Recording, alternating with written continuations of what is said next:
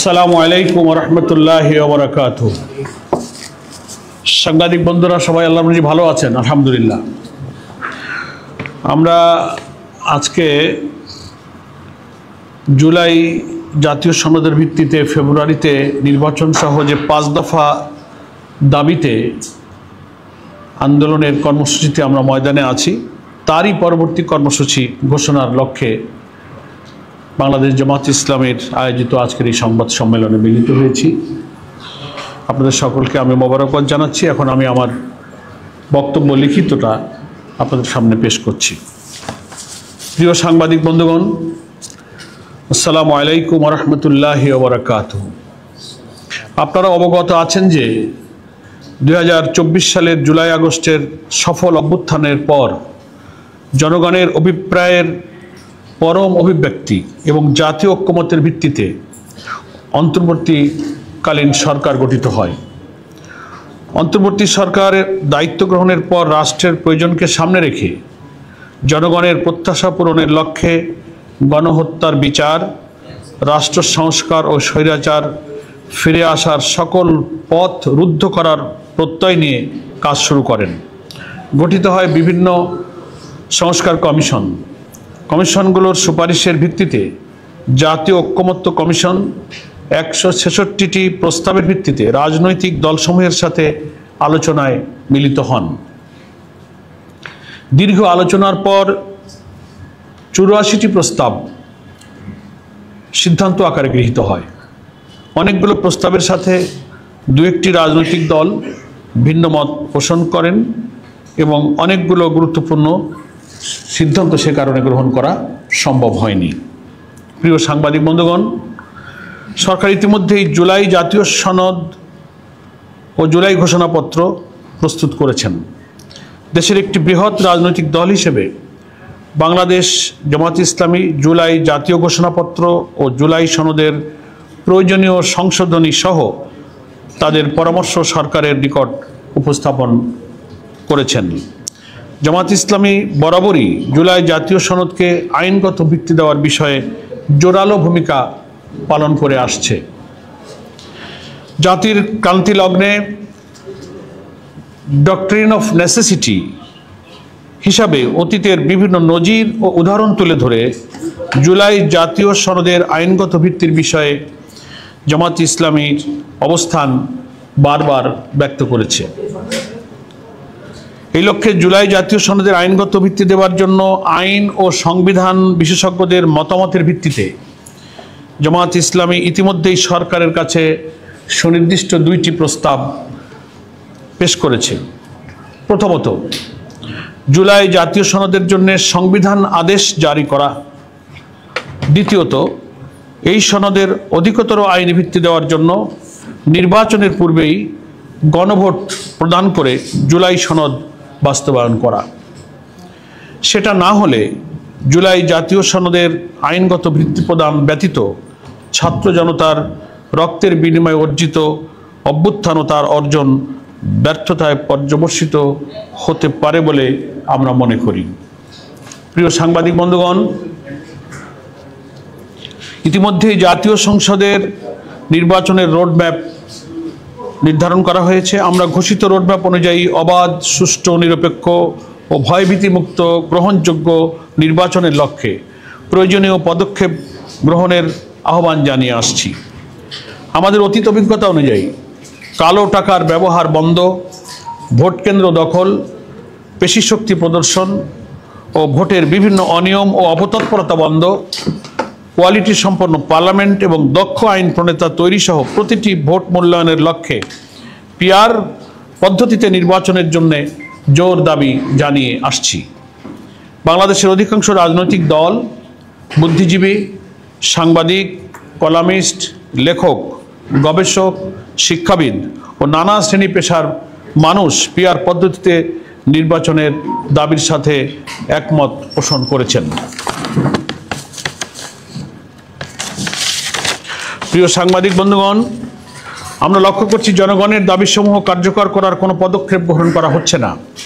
এমত অবস্থায় জুলাই সনদের ভিত্তিতে আগামী ফেব্রুয়ারিতে অবাধ, সুষ্ঠু ও গ্রহণযোগ্য নির্বাচন এবং জনগণের ভোটাধিকার প্রতিষ্ঠার মাধ্যমে বাংলাদেশকে একটি ন্যায়ভিত্তিক ও জবাবদিহিতামূলক গণতান্ত্রিক রাষ্ট্ররূপে গড়ে তোলার লক্ষ্যে বাংলাদেশ জামাত ইসলামীর পক্ষ থেকে গত 15ই সেপ্টেম্বর আন্দোলনের 5 দফা গণদাবি জাতির সামনে তুলে ধরা হয়েছিল। সে দাবিগুলোর মধ্যে যে 5টি দফা ছিল সবই আপনারা জানেন, তবু আমি একটু পুনরায় স্মরণ করছি। পয়লা দফাতে ছিল জুলাই সনদের আইনি ভিত্তি প্রদান করা। দ্বিতীয় ছিল প্রপোর্শনাল রিপ্রেজেন্টেশন বা পিআর পদ্ধতিতে লোয়ার এবং আপার হাউজেই আমরা নির্বাচনের দাবি করেছি। তৃতীয়, লেভেল প্লেইং ফিল্ড, উভয় ক্ষেত্রে সমতা রক্ষা করা। চতুর্থ ছিল নির্বাচনের পূর্বেই মানবতা বিরোধী এবং ঘৃণ্য অপরাধে যারা অপরাধী, এই জুলাই আন্দোলনে যারা নৃশংসতা দেখিয়েছে তাদের ব্যাপারে বিচারকে দৃশ্যমান করা। 5, জাতীয় পার্টি এবং 14 দল সহ যারা ফ্যাসিবাদের দোসর ছিল তাদের রাজনৈতিক কার্যক্রমকে নিষিদ্ধ করা। এই 5টা দফা দাবি আমরা 15ই সেপ্টেম্বর জাতির সামনে সাংবাদিক সম্মেলনে আমরা তুলে ধরেছিলাম। একই সাথে গণ আন্দোলন গড়ে তোলার জন্য 3 দিনের কর্মসূচি ঘোষণা করা হয়েছিল। বাংলাদেশ জামাত ইসলামী সহ বিভিন্ন রাজনৈতিক দল ঘোষিত কর্মসূচিতে সারা দেশে বিপুল সংখ্যক জনগণ অংশগ্রহণ করেছে। এই জন্য আমরা দেশবাসীকে আন্তরিক ধন্যবাদ এবং কৃতজ্ঞতা জানাচ্ছি এবং ঢাকা সহ সারা দেশে সাংবাদিক বন্ধুরাও আমাদের এই 5 দফা ভিত্তিক আন্দোলনে প্রত্যেকটি স্তরে যে সহযোগিতা এবং সংবাদ পরিবেশন করে আমাদের এই আন্দোলনের সাহায্য করেছেন তাদেরকে আমরা আন্তরিকভাবে ধন্যবাদ জানাচ্ছি। প্রিয় সাংবাদিক বন্ধুগণ, আজ আমরা দ্ব্যর্থহীনভাবে বলতে চাই আমাদের 5 দফা গণদাবি ইতিমধ্যেই জনগণের কাছে যৌক্তিক ও গ্রহণযোগ্য হয়েছে। তাই দেশের জনগণ এ দাবির প্রতি ব্যাপক সমর্থন দিয়ে রাজপথে আন্দোলনে সামিল হয়েছে। বর্তমান সরকারের উচিত অবিলম্বে জনগণের 5 দফা মেনে নিয়ে জুলাই জাতীয় সনদের ভিত্তিতে আগামী ফেব্রুয়ারিতে ত্রয়োদশ জাতীয় সংসদ নির্বাচনের আয়োজন করা। সরকার যদি জনগণের যৌক্তিক দাবি উপেক্ষা করে এবং বিদ্যমান সমস্যার দ্রুত সমাধান না করে তাহলে দেশের জনগণ তাদের ন্যায্য দাবি আদায়ের জন্যে রাজপথে আন্দোলন অব্যাহত রাখতে বাধ্য হবে। এ লক্ষ্যে আজ চলমান আন্দোলনকে আরও জোরদার করার জন্য নিম্নোক্ত কর্মসূচি আমরা ঘোষণা করছি। 1, আমাদের এই 5 দফা গণদাবির পক্ষে জনমত গঠনের জন্য আগামীকাল 1 অক্টোবর থেকে 9 অক্টোবর পর্যন্ত সারা দেশে গণসংযোগ কর্মসূচি পালিত হবে। এই উপলক্ষে এই গণসংযোগ চলাকালে মত বিনিময় সভা, গোল টেবিল, সেমিনার, সিম্পোজিয়াম ইত্যাদি প্রোগ্রামের আয়োজন করা হবে এবং এই কর্মসূচির মধ্য দিয়ে আমরা আমাদের দাবির যে যৌক্তিকতা, প্রপোর্শনাল রিপ্রেজেন্টেশন পদ্ধতি সম্পর্কে আরও জাতিকে বিস্তারিত তুলে ধরার এই সব কার্যক্রমগুলো ওই সময় অব্যাহত থাকবে। 2, আগামী 10 অক্টোবর রাজধানী সহ সকল বিভাগীয় সদরে গণমিছিল করা হবে। গণমিছিল আগামী 10 তারিখে রাজধানী সহ সকল বিভাগীয় শহরে। 12 অক্টোবর সারা দেশে জেলা প্রশাসকের মাধ্যমে আমরা স্মারকলিপি পেশ করব। এই সব কর্মসূচি বাস্তবায়নের মাধ্যমে জনগণের দাবি আদায়ের লক্ষ্যে ঐক্যবদ্ধ হওয়ার জন্য আমরা দেশবাসীর প্রতি উদাত্ত আহ্বান জানাচ্ছি এবং আমরা আশা করি সরকার এবং এই দাবি মেনে নেওয়ার সাথে সংশ্লিষ্ট যে কর্তৃপক্ষ, ঐক্যমত্য কমিশন সহ যারাই রিলেটেড স্টেক হোল্ডার আছেন এর মধ্যেই জনগণের আকাঙ্ক্ষার প্রতিফলন হিসেবে এই 5 দফার দাবি মেনে নেবেন। আপনাদের সবাইকে ধন্যবাদ জানিয়ে আমরা আজকের বক্তব্য এখানেই শেষ করছি। আল্লাহ হাফেজ। বাংলাদেশ জিন্দাবাদ। বাংলাদেশ জামাত ইসলামী জিন্দাবাদ।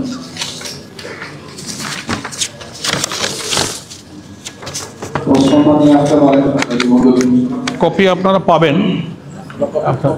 জি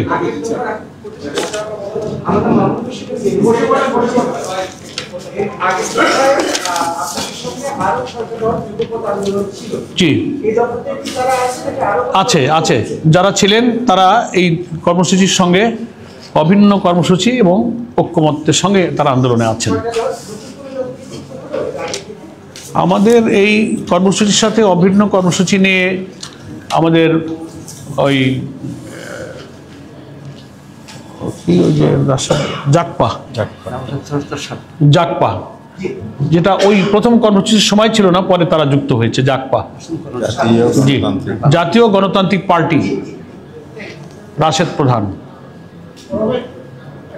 জি নতুন যুক্ত হয়েছে।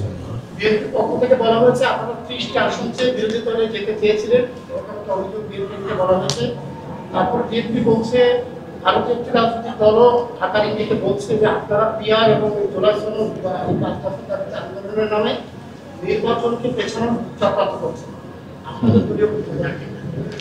তার আগে ওই এই আন্দোলনে আরো একটি নতুন দল যে যুক্ত হয়েছে, বাংলাদেশ খেলাফত আন্দোলন, আমাদের এই অভিন্ন কর্মসূচিতে একমত হয়েছে। খেলাফত আন্দোলন, জি জি হ্যাঁ।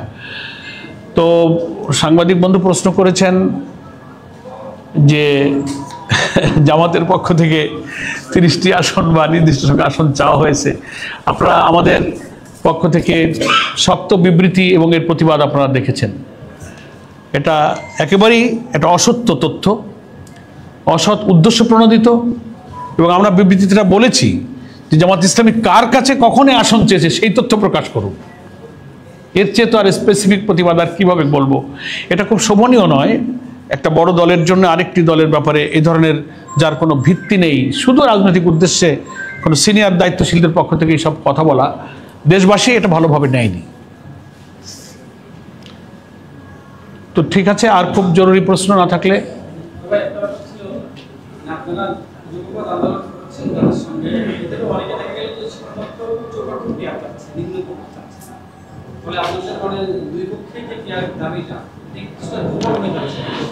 না, দুর্বল না। আমাদের তো আগের দিনের সাংবাদিক সম্মেলনে ডাক্তার তাহের ভাই কিন্তু প্রশ্নের ব্যাখ্যা দিয়েছিলেন যে আমরা অভিন্ন কর্মসূচিতে যারা আন্দোলন করছি, কমনলি পিআর প্রশ্নে আমরা একমত, কিন্তু কেউ লোয়ার হাউসে কেউ আপার হাউসে। এই জন্য পিআরটা আমাদের কমন আছে। তো আমরা এই ব্যাপারে আমাদের অভিন্ন কর্মসূচি নিয়ে যারা আমরা আন্দোলনের মাঠে আছি তাদেরকে আমরা এই স্বাধীনতা এখতিয়ারটুকু দিয়েছি যে পিআর তিনি তার মতো করে চাইতে পারবেন।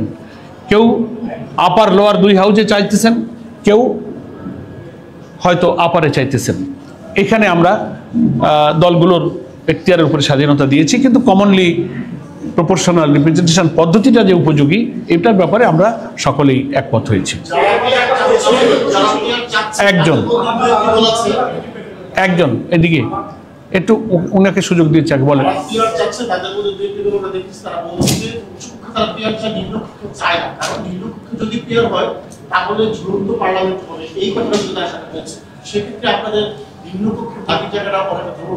এটারও আমরা ব্যাখ্যা দিয়েছি। দেখেন, যে কোনো আইন বিধান ইমপ্লিমেন্ট করতে গেলে সেটাকে সেফগার্ডের জন্য আমরা প্রয়োজনে আইন সংশোধন করতে পারি, বিধি প্রণয়ন করতে পারি, সংবিধানকেও অ্যামেন্ডমেন্ট করতে পারি। আপনারা দেখলেন তো, আমরা আর্টিকেল 70-কে এই নতুন রিফর্ম প্রপোজালে কিন্তু নতুনভাবে আমরা করছি। এটা তো কঠিন ছিল। তো যদি আমরা একটা ইউনিফর্ম থিঙ্কিংয়ে একমত হয়ে যেতে পারি কমনলি পিআরের ব্যাপারে, তো যেখানে যেখানে প্রবলেম আছে, ওই যে বলা হয় স্বতন্ত্র যারা প্রার্থী হতেছে তাদের জন্য প্রবলেম, পার্লামেন্টটা ঝুলন্ত হয়েছে তাদের জন্য প্রবলেম, তো এগুলো আলোচনার সাপেক্ষে আইন বিধি সংবিধানের অ্যামেন্ডমেন্ট এনেও কিন্তু একটা সেফগার্ড রাখা যেতে পারে। সেটা তো প্রোভাইডেড আমাদের আগে আলোচনায় একমত হতে হবে। যে কোনো আইন আমরা যদি একমত হয়ে যাই, কার্যকরী করবার বিধানও আমরা তৈরি করতে পারবো ইনশাআল্লাহ। না, আমরা তো দাবি করছি, আমরা তো এখনো কোনো নেগেটিভে নেই। আমরা দাবি আদায় হবে এবং দাবি আদায় করে আমরা নির্বাচনে যাব। আমরা পজিটিভ লাইনে চলতে চাই। এটা আলোচনার সুযোগ আছে সামনে। এদিকে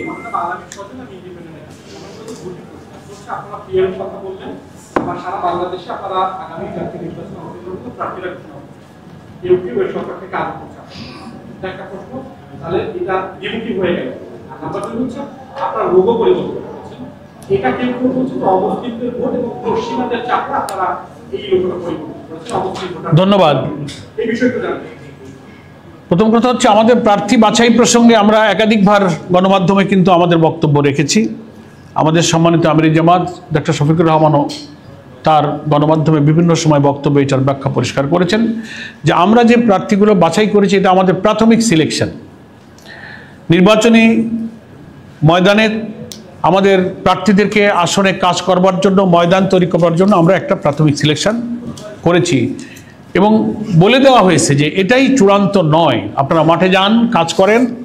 নির্বাচনে পোলারাইজেশন, মেরুকরণ, নির্বাচনের দিনক্ষণ যত এগিয়ে আসতে থাকে তত পোলারাইজেশন কিন্তু নতুনভাবে হতে থাকে। জোট হয়, আন্ডারস্ট্যান্ডিং হয়, সমঝোতা হয়, নানান রূপে কিন্তু একেবারে তফসিল ঘোষণা পর্যন্ত এই পোলারাইজেশনের বিভিন্ন রূপ কিন্তু একটা পরিণত অবস্থা ধারণ করবে। তো আমরা যে সমস্ত নির্বাচনে যে সমস্ত দলের সাথে সমঝোতায় যেতে রাজি হয়ে যাব, তখন খুব ন্যাচারালি তাদের জন্য আমাদের অনেক আসন ছাড়তে হবে। তো যে আসনগুলো আমরা ছাড়বো, এই 300 আসন থেকেই তো সেগুলো আমাদের ছেড়ে দিতে হবে। ফলে আমরা প্রার্থীদেরকে বলেছি আপনারা মাঠে কাজ করুন, মাঠ আমরা তৈরি করব। তারপরে সমস্ত অবস্থা যখন পরিণত রূপ লাভ করবে, পোলারাইজেশন, নির্বাচনের দৃষ্টিভঙ্গি, পলিসি, সমঝোতা, আলাপ আলোচনা, অ্যালায়েন্স, সব কিছু কার্যক্রম সম্পন্ন হওয়ার পরে আমরা নিজেরাও ময়দানে সার্ভ করছি। ঘোষিত আসনগুলোর মধ্যে ময়দানের অবস্থা, প্রার্থীর অবস্থা বিবেচনায় কোনো কোনো আসনও পরিবর্তন হতে পারে। এটা আমাদের সম্মানিত পার্লামেন্টারি বোর্ডের যিনি সভাপতি আমির জামাত এটা বলে দিয়েছেন। ফলে আমরা মাঠে কাজ করছি। শেষ মুহূর্তে এসে চূড়ান্তভাবে কেন্দ্রীয়ভাবে একটা অফিসিয়াল ডিক্লারেশন হবে, সেটি হবে আমাদের চূড়ান্ত তালিকা।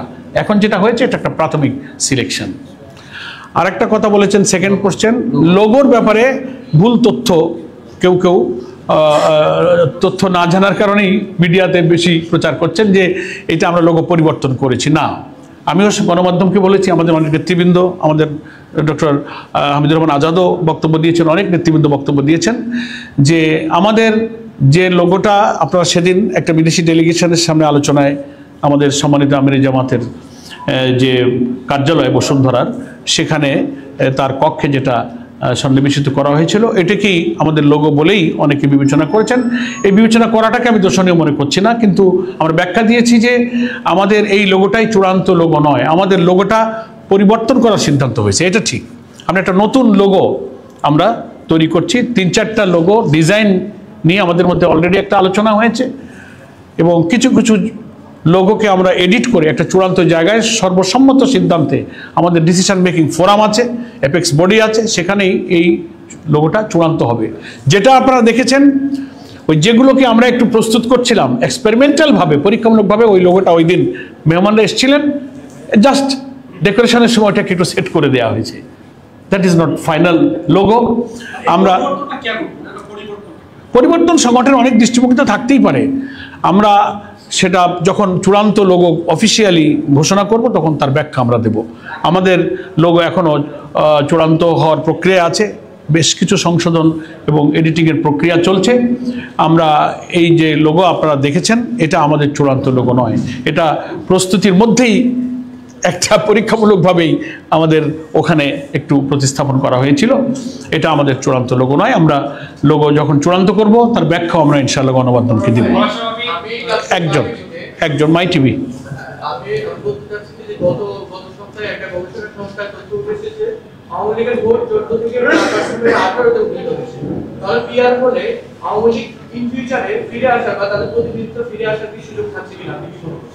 আমরা তো কোনো দলের দিকে তাকিয়ে পিয়ারের দাবি করিনি। আমরা 90-91টি দেশে পৃথিবীতে পিয়ার পদ্ধতি চালু আছে। কালো টাকা, পেশি শক্তি, প্রত্যেকটি ভোটারের মূল্যায়ন, একটা কোয়ালিটি পার্লামেন্ট এবং সকলের অংশীদারিত্বের ভিত্তিতে একটা চমৎকার সংসদ তৈরি হবে। এর যুক্তি ব্যাখ্যা আমরা বিভিন্ন সময় দিয়েছি।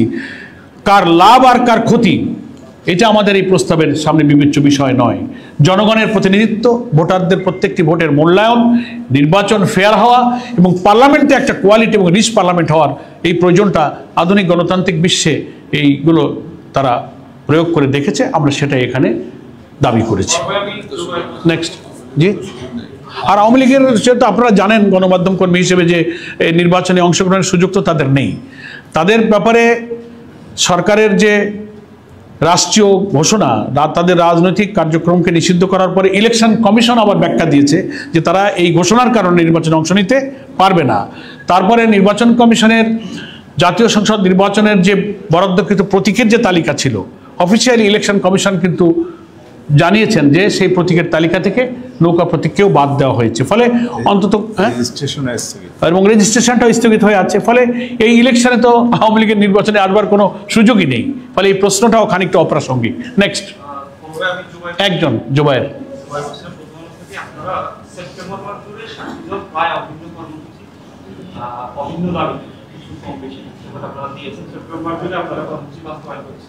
আমরা দেখছি যে অক্টোবর মাস জুড়ে প্রায় অভিন্ন কর্মসূচি আসছে।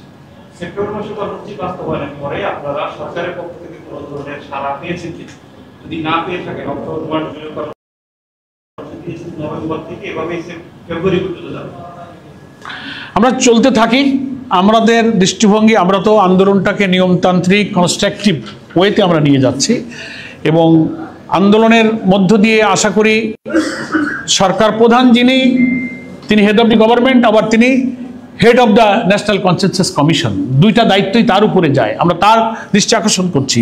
তিনি কোনো ব্যাপারে যদি কনভিন্স না হন, তিনি আন্দোলনকারী দল হিসেবে আমাদেরকে ডাকতে পারেন। আমরা ওনাদের সামনে আমাদের যুক্তি উপস্থাপন করব, ওনারা আমাদেরকে বুঝাবেন, আলোচনার টেবিলেও এটা নিষ্পত্তি হতে পারে, সে সুযোগ রয়ে গেছে। সেই কারণে আমরা আমাদের কর্মসূচির মধ্য দিয়ে সংশ্লিষ্ট কর্তৃপক্ষ এবং দেশবাসী জনগণকে আমরা ম্যাচিউর করছি এবং এই আন্দোলনের দাবি ইনশাল্লাহ পূরণ হবে। আমরা সেই আশাতেই আন্দোলন কন্টিনিউ করে যাচ্ছি। নেক্সট হ্যাঁ, সময় টেলিভিশন।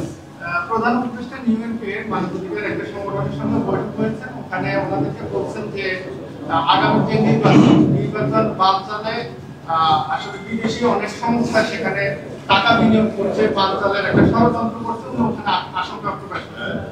দল হিসেবে আপনারা এটা কি? এটা ওনার মন্তব্য, সেই ব্যাপারে আমরা এখনই এই মুহূর্তে উনি এখনো দেশে ফেরেননি। এগুলো গণমাধ্যমে অনেক খবর প্রকাশিত হয়, যেটা যাচাই করলে আবার তার অডিও ভিডিও পুরা না দেখলে সব ব্যাপারে কমেন্ট করাটা সমীচীন নয়। উনি দেশে ফিরে আসুক, তারপর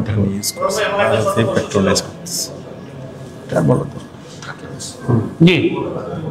আজকে আপনি বক্তব্যে বলেছিলেন যে সরকার জুলাই সনদের ভিত্তিতে আগামী নির্বাচন ফেব্রুয়ারিতে জাতীয় সংসদ নির্বাচন আয়োজন করবে। যদি তা না হয় তাহলে জনগণ রাজপথে আন্দোলন চলমান রাখতে বাধ্য হবে।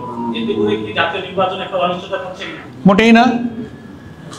মুভমেন্টটা তো পার্ট অফ পলিটিক্স, এটা তো থাকবেই, সব সময় হয়েছে। একটা দাবির জন্য তো আন্দোলন হতেই পারে। সেই আন্দোলনটা কনস্ট্রাকটিভ, সে আন্দোলনটা আলোচনায় নিষ্পত্তি হতে পারে। এই জন্য নির্বাচন অনিশ্চয়তার মধ্যে পড়ার কোনো কারণ নেই। আমরা দাবির মধ্যে খেয়াল রাখবেন, বলেছি যে 15ই ফেব্রুয়ারিতেই নির্বাচন নিশ্চিত করতে হবে দাবি মেনে নিয়ে। আমরা 15ই ফেব্রুয়ারিতে আমরা ইলেকশন চাই 2026। তো ধন্যবাদ।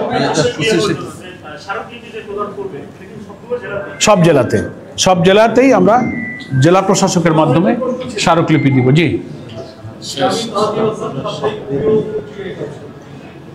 জুলাই আন্দোলনের আইনি ভিত্তি দেওয়ার জন্য আন্দোলন যেন করতে হচ্ছে, কি কেউ বাধা দিচ্ছে যে এটা আইনি ভিত্তি না হওয়ার জন্য? হ্যাঁ, বাধা হচ্ছে বলেই তো আমরা কর্মসূচি দিচ্ছি। যদি সরকার কালকেই বলে দেয় যে না, আমরা কনস্টিটিউশন অর্ডার এবং রেফারেন্ডাম আইনি ভিত্তি দিয়ে দিলাম, তো আমাদের তো দাবি পূরণ হয়ে গেল। তো নিশ্চয়ই ঐকমত্য কমিশনে এই আলোচনাটা এখনো চলছে, মেয়াদ 1 মাস এক্সটেন্ড করা হয়েছে, নিষ্পত্তি হয়নি। সেই কারণেই আমরা কর্মসূচির মধ্যে এটাকে অন্তর্ভুক্ত রেখেছি। তবে আশা করি আমরা, উই আর হোপফুল যে সময় আছে। সবাই যদি আন্তরিক হয়, রাজনৈতিক দল, ঐকমত্য কমিশন এবং সরকারের মধ্যে সহযোগিতা থাকলে এর দাবি পূর্ণ করার সময় আছে এবং এটা সম্ভব। আমরা শেষ করতে পারি, আজান হয়ে গেছে।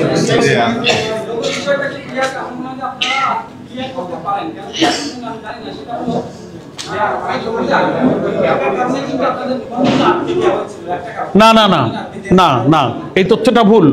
লোগোর কারণে আমাদের নিবন্ধন আটকানো হয়নি। নিবন্ধন আটকানো হয়নি, সেটার কারণ লোগো নয়, সেটা অন্য কারণ ছিল, আপনারা জেনে দেখবেন। আর লোগোর ব্যাপারে যখন অফিসিয়ালি লোগো আমরা